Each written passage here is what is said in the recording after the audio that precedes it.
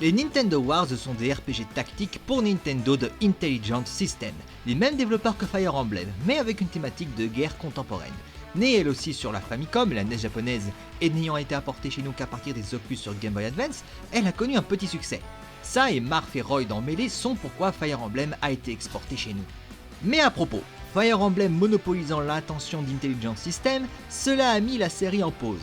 Mais récemment, les deux premiers Advance Wars ont été remakés par WayForward, créateur de Shantae, avec Advance Wars 1+2 Reboot Camp, qui est un peu décevant, je le reconnais, mais je suis content qu'il existe. Le premier Advance Wars étant le troisième jeu auquel j'ai le plus joué sur ma Game Boy Advance et ses remakes m'ayant hypé, parler de cette série ici m'a fait énormément envie. Mais le concept d'un combattant Advance Wars s'est révélé être le plus difficile parmi tous ceux que j'ai conçus jusqu'ici. Pourquoi? C'est ce que nous allons voir. Les Nintendo Wars ont deux types de personnages. D'une part, les unités sur le terrain, interchangeables et reproduisables en masse. D'autre part, les généraux aux personnalités identifiables. Avatars du joueur aux commandes, ils ne vont pas sur le terrain, mais ils ont des forces et faiblesses qui altèrent le gameplay. Ils pourraient être jouables, Sammy en particulier, mais plus j'y réfléchis, moins j'aime l'idée. Ça me fait très bizarre, mais surtout, je préférais que ce moveset soit plus passe-partout pour Nintendo Wars en général.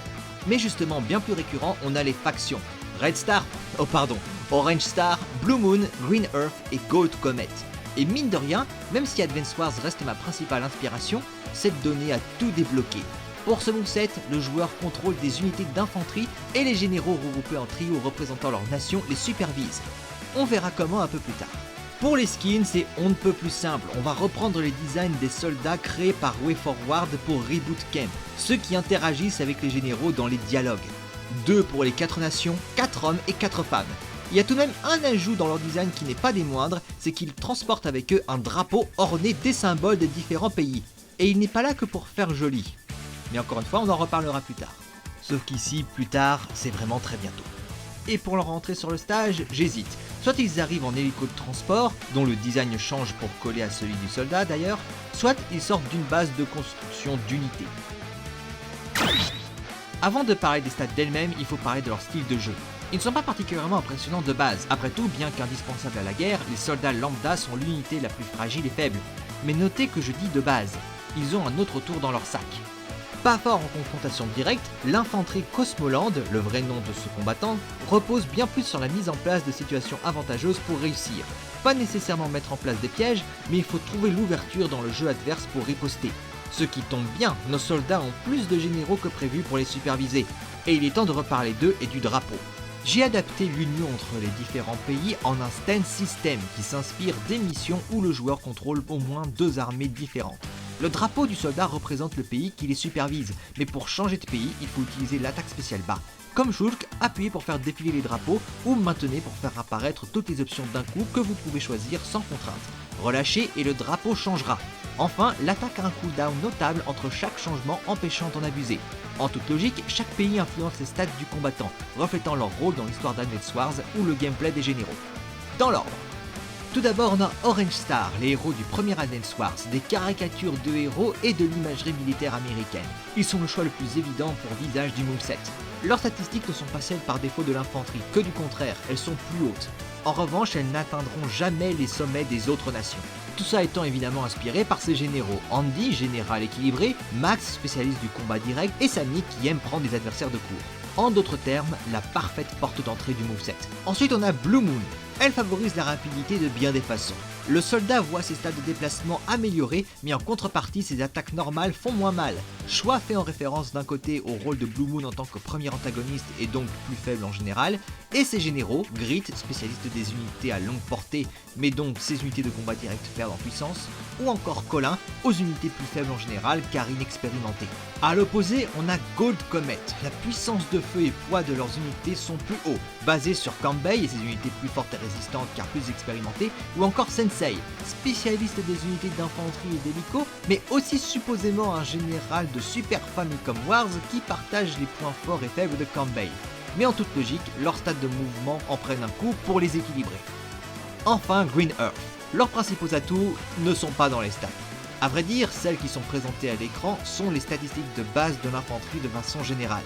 En bref, à vous joueurs de bien choisir quand se relayer pour profiter au mieux des points forts et faibles de l'Alliance.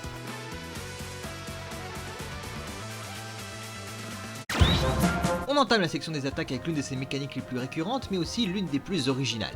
Pour ses attaques terrestres côté et haut et ses attaques aériennes avant et haut, il canarde ses adversaires avec sa mitraillette. Pour les attaques terrestres côté et aériennes avant, le canon de l'arme est parallèle au sol. Pour la terrestre haut, elle est orientée vers le haut à environ 75 degrés par rapport au sol. Et pour l'aérienne haut, elle est strictement vers le haut. Bien qu'on le voit tirer une rafale de petits projectiles jaunes censés représenter les balles de fusil, l'attaque n'est pas un projectile. Comme les attaques smash côté et aérienne haut du tireur mi, ce sont des attaques de grande portée en multi-coups, mais qui sont comptées comme des attaques physiques disjointes. Choix fait pour rappeler comment fonctionnent les escarmouches dans ces jeux. Car dans Advance Wars, tout comme dans Fire Emblem, il y a deux types d'attaques. Il y a d'abord les attaques directes, autrement dit celles qui ne peuvent se faire qu'en se mettant sur une case adjacente à ceux qu'on veut attaquer, et les attaques indirectes où on peut se permettre d'avoir une case d'écart, l'infanterie étant une unité qui n'attaque qu'en combat direct. Maintenant, quelles sont les spécificités de gameplay de ces attaques? Elles sont loin d'être aussi fortes que leur penchant chez le tireur mi, mais à la place, elles couvrent une zone plus large. Et je dis large, pas longue, la hitbox de l'attaque ressemble plus à un cône qu'à une ligne. Et l'amplitude de l'angle du cône qui sort du canon de l'arme dépend du type d'attaque. 45 degrés pour les terrestres, 60 pour les aériennes. Et si ça agrandit leur hitbox, ça a également pour effet de les rendre plus faibles.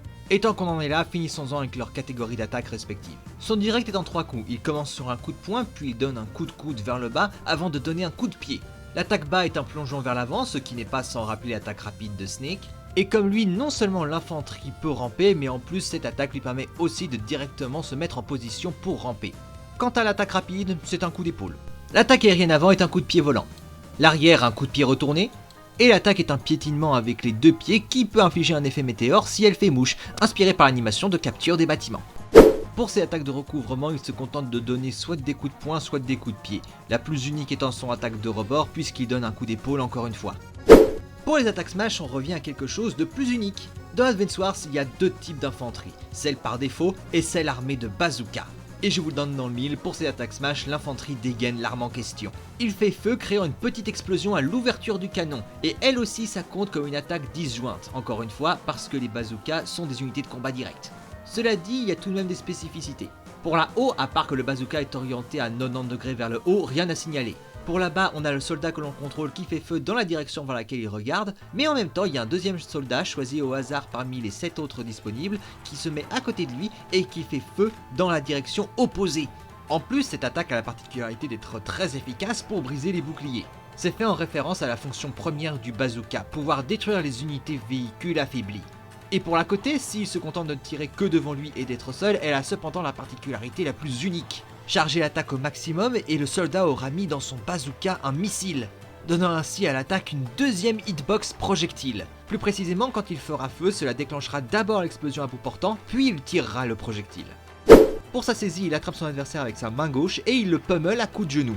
Pour ses lancers avant et arrière, il canarde ses adversaires avec sa mitraillette après les avoir lancés. Pour la haut, le soldat lance son adversaire vers le ciel avant qu'un autre soldat apparaisse et apporte du soutien en le canardant avec un DCA.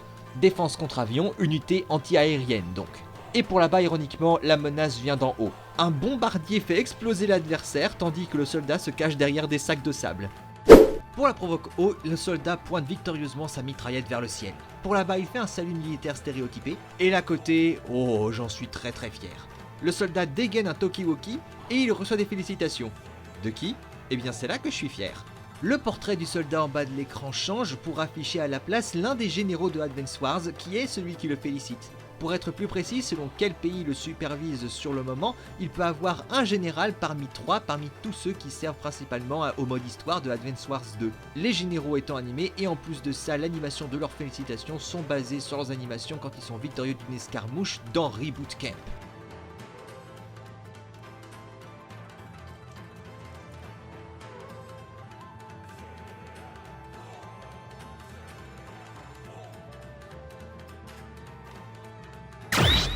Maintenant qu'on aborde les attaques spéciales, il faut qu'on parle d'une mécanique très particulière qui les concerne. Après le caméo des DCA et des bombardiers, d'autres unités véhicules servent dans les attaques spéciales, affectées par les points forts et faibles de chaque nation. En fait, la seule qui n'a aucun impact est Orange Star, et c'est là leur principal point faible. Mais surtout, c'est ici que Green Earth brille. Ces 3 généraux, Eagle, Drake et Jess, sont tous des spécialistes d'un type d'unité véhicule, dans l'ordre aérienne, navale et terrestre. Ils sont l'opposé d'Orange Star, leurs attaques spéciales sont plus rapides, plus fortes et leurs véhicules plus résistants. En outre, peu importe la nation, elles ont toute une mécanique en commun, elles ont des PV. Si on attaque le soldat tandis qu'il attaque avec ses véhicules, ils prennent tous les deux des dégâts et à chaque fois qu'ils les réutilisent, leurs PV restants du véhicule sont affichés dessus comme sur les cartes d'Advance Wars. C'est important car dès qu'ils tombent à zéro, ils sont détruits et le soldat est privé de l'attaque quelques instants. Heureusement, il finira par les retrouver quoi qu'il arrive. Mais c'est là qu'entre en jeu une nouvelle donnée, le cooldown ne serait pas constant entre les différents pays. Je ne sais pas ce qui serait le plus adapté, mais soit chacun aurait une vitesse de cooldown entre deux, soit elle serait unique à chaque pays et les durées exactes seraient à vérifier en conditions réelles. Ce qui n'arrivera jamais. Mais en général, Blue Moon et Green Earth sont ceux qui auraient le cooldown le plus court. Dans le cas des cooldowns propres à chaque nation, du plus court au plus long, ça serait Blue Moon, Green Earth, Orange Star et Gold Comet. Blue Moon et Gold Comet sont les extrêmes en référence aux capacités des généraux Colin et Kambei. Moins cher mais plus faible chez Colin, plus cher mais plus forte chez Kambei. C'est ça que le cooldown représente, les fonds requis pour les récupérer. Chez Green Earth, cela va de concert avec leur affinité pour les machines. Et Orange Star, c'est pour les équilibrer en lien avec quelque chose dont on reparlera plus tard. Bon, j'ai bien assez d'expliquer cette mécanique, parlons enfin des attaques spéciales en soi. L'attaque spéciale standard est un projectile où le soldat pilote ses adversaires grâce à une artillerie. Le véhicule apparaît à côté de lui, canon orienté vers le haut à 60 degrés par rapport au sol. Il tire un obus qui prend la forme plutôt abstraite d'une boule de feu comme à l'époque de la Game Boy Advance et qui vole en cloche avant de retomber au sol dans une explosion. L'attaque en soi est plutôt forte mais il faut bien viser. Sinon, en maintenant B, le canon est ajusté de 15 degrés supplémentaires vers le haut. Le tir est toujours aussi puissant mais à la place il va plus haut et loin en général. Mais conséquence logique, l'attaque prend plus de temps. Maintenant on part sur quelque chose de plus surprenant mais non moins approprié. Le soldat va invoquer et piloter un véhicule, qui n'est pas forcément à l'échelle, je précise. C'est censé évoquer comment bouger les véhicules sur la carte et initier le combat. Le véhicule avance tout seul, bousculant tout adversaire sur son passage. Il s'arrête au bout d'une certaine distance, puis disparaît. Mais pendant le déplacement, vous pouvez soit appuyer sur B pour vous stopper, soit appuyer sur A pour attaquer avec l'armement du véhicule. Encore une fois, ce sont des coups physiques disjoints. Sinon, si je dis véhicule, c'est pas pour rien, l'attaque a 3 exécutions différentes. Le véhicule change selon le milieu où elle est faite. Et en outre, chacun a ses petites subtilités. Sur Terre, le soldat invoque un tank moyen. C'est la version la plus lente de l'attaque, mais la plus puissante et résistante grâce à son blindage et son attaque, une explosion à bout portant du canon. En l'air, il pilote un chasseur. A contrario, c'est la version la plus rapide de l'attaque, fendant les airs pour revenir sur le stage avec aisance. Mais ça le laisse en chute libre après cela. Aussi, son animation d'attaque est différente. Il tire une roquette, mais c'est que visuel. Rappelez-vous, Hitbox. Enfin, une première pour Smash, elle a une exécution unique si elle est faite dans l'eau. Il fend les flots dans un croiseur et il attaque avec une explosion du canon à la proue. Une attaque extrêmement situationnelle, voire complètement inutile vu que les règles par défaut de Smash fait qu'on n'a pas de point d'eau. Mais on s'en fout, c'est rigolo. Aussi, comme elle est si rare, elle est la version équilibrée de l'attaque, à mi-chemin en termes de vitesse et puissance entre les deux. Et enfin pour la haut, on a le dernier véhicule du moveset qui interagit directement sur le stage, l'hélicoptère de transport. Certaines unités ont la particularité d'avoir aucun armement, leur seule fonction est de transporter des unités autre part. Cet hélico en fait partie et en plus comme il vole, cela fait d'elle l'une des plus utiles. L'attaque est on ne peut plus simple, le soldat décolle dans un hélico qui s'en va toujours vers le haut. Le joystick peut le faire s'élever plus vite ou moins vite ainsi que de le faire se déplacer sur les côtés. Après quelques secondes, le soldat est largué en chute libre. Et comme je l'ai présenté plus tôt, le spécial bas est le relais entre les pays. Enfin... Pack. L'attaque spéciale bas est en réalité un combo de 3 mécaniques différentes. Le relais entre les pays, mais surtout les pouvoirs et la capacité de se relayer à travers un pouvoir basé sur une mécanique de gameplay de l'Opus DS Advance Wars Dual Strike. En gros, chaque général a une barre qui se remplit à force de détruire les troupes ennemies, et de se faire détruire. Rempli, on peut activer le pouvoir qui offre des bonus supplémentaires au général le temps d'un tour, multiplié par le nombre de belligérants sur la carte. Comment je l'ai adapté ? Et bien à côté du portrait en bas de l'écran, une barre se remplit de la même façon que je viens de décrire, à force de tonner et prendre des coups. Rempli, maintenez B puis relâchez le bouton pour l'activer. Chaque pouvoir est non seulement spécifique à chaque pays, mais ils ont aussi 2 effets différents. Sous une pluie d'étoiles filantes, rappelant le pouvoir du général en chef d'Orange Star, Nel, le boost de stats équilibré prend désormais effet sur les véhicules. Et en outre, s'ils ont un des véhicules détruits ou abîmés quand ils l'activent, ils sont tous automatiquement réparés et reconstruits, inspirés par les pouvoirs de Andy, un général qui est spécialiste en mécanique et qui soigne ses unités grâce à son pouvoir. Le pouvoir de Blue Moon augmente grandement leur puissance d'attaque au point de compenser leur manus naturel et arriver au niveau naturel d'Orange Star. Mais surtout, le pouvoir du général en chef Olaf se manifeste, rappelant son point fort et l'inspiration du pays, l'URSS. Un blizzard souffle dans l'arrière-plan, mais surtout, il couvre le stage de neige. Marcher dedans est plus lent qu'à la normale, sauf pour le soldat qui l'a soufflé. Pour Gold Comet, sous une pluie de Sakura inspirante, les troupes compensent leur malus de vitesse largement. En outre, ils gagnent une super armure sur toutes leurs attaques. On ne peut voir ça comme une extrapolation de leur pouvoir de base, mais aussi un hommage au super pouvoir du général Sonia. Un personnage très compliqué à résumer comme ça, mais pour faire simple, bien des éléments altèrent les dégâts infligés dans une escarmouche, donc quelle unité l'a initié. Et le super pouvoir de Sonia lui permet d'être considérée comme l'assaillante à égalité avec celle qui l'attaque, justement pour minimiser les pertes durant le tour ennemi. Et enfin pour Green Earth, avec un orage dans le background inspiré par les thèmes des pouvoirs de Eagle et Drake, les véhicules de leurs attaques spéciales deviennent plus rapides et fortes, rappelant les pouvoirs de tous les généraux qui favorisent leur propre déplacement ou handicapent les adversaires. Mais surtout, les attaques spéciales qui les laissent en chute libre normalement n'ont plus cet effet, libres de faire leur double saut quand ils veulent. C'est bien joli, mais j'ai un peu omis deux détails cruciaux. De 1, si la barre est remplie et qu'on décide de changer de nation qui supervise le soldat, il s'active simultanément. Et 2, ça en découle, exécuté ainsi, les changements de stats ne font pas effet, laissant le combattant dans l'embarras.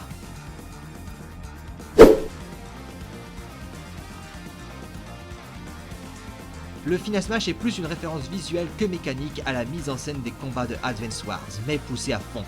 Le soldat invoque une des unités les plus puissantes de Advance Wars, le Megatank. Il crée une explosion devant lui qui piège tous ceux qu'il touche dans un Final Smash cinématique. Les piégés sont téléportés dans une plaine. En face, on voit le soldat arriver, toujours aux commandes d'un Megatank, mais entouré de plein d'autres unités, infanterie normale et bazooka, tanks normaux, moyens, néo et méga, artillerie, lance-roquettes, hélicos de combat dans une mise en scène typique d'Advance Wars. Mais après leur arrivée, il y a un zoom sur le soldat du joueur. Il fait signe et sous son commandement, il pilonne leur prise dans un enfer d'explosifs. Après cela, la cinématique prend fin et le combat reprend. Bien. Et maintenant ? Vous là-bas! Vous faites un moveset pour les nations de Cosmoland, mais le culot, c'est scandaleux! Seigneur Helmut, le micro! M'en fous! On va vous casser la figure pour ça, vous m'entendez? Pardon ?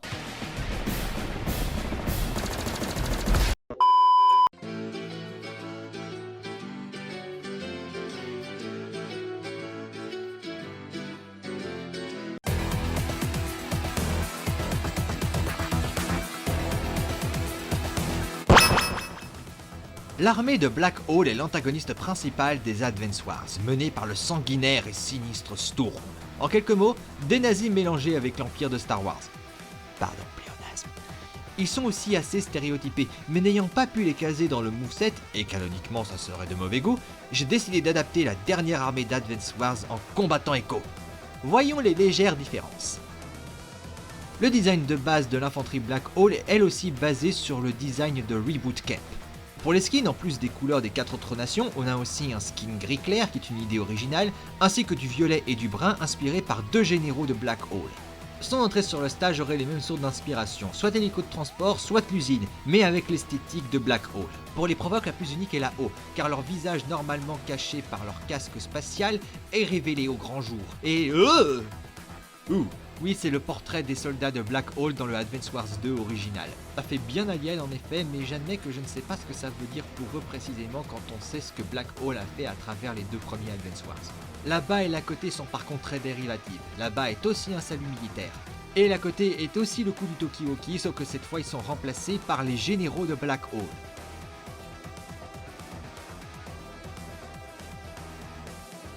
Ce qui permet la transition pour le gameplay justement. Stats, style de jeu et attaque sont à 99% identiques, mais quant aux différences, en attaque spéciale côté à la place du tank moyen, ils utilisent un tank Neo, invention de Black Hole.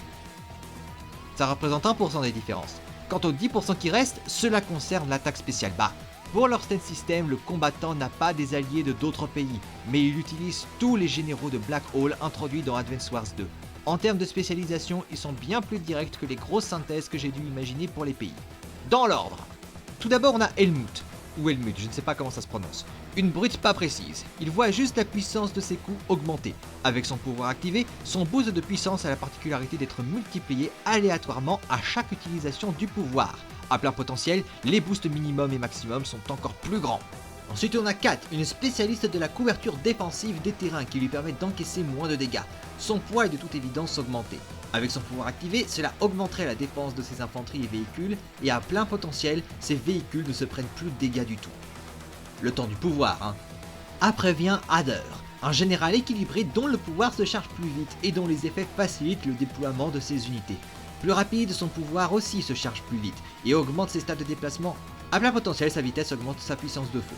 Enfin, on a Maverick, équilibré, mais à contrario d'Adder, son pouvoir se charge plus lentement pour un pouvoir qui blesse tout le monde. Ici, ses effets se contentent d'être l'opposé d'Adder. Ayant des boosts équilibrés sur tous les points, il a la barre de pouvoir la plus lente à se remplir. À son plus simple, son pouvoir augmente juste la puissance de feu et sa défense. À plein potentiel, sa vitesse aussi. Et enfin, le final smash est géré par le général en chef de Black Hole, Sturm. Chargé par l'énergie de la balle smash, le soldat de Black Hole invoque un néo-tank et il tire devant lui, l'explosion à bout portant piégeant les adversaires dans une cinématique. Cinématique où Sturm utilise son pouvoir. Fear is all you have left.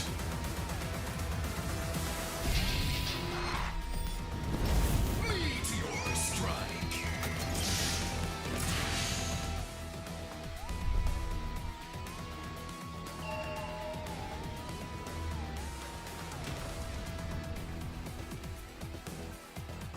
À la fin de la cinématique, les adversaires se font envoyer voler comme d'habitude et le combat reprend.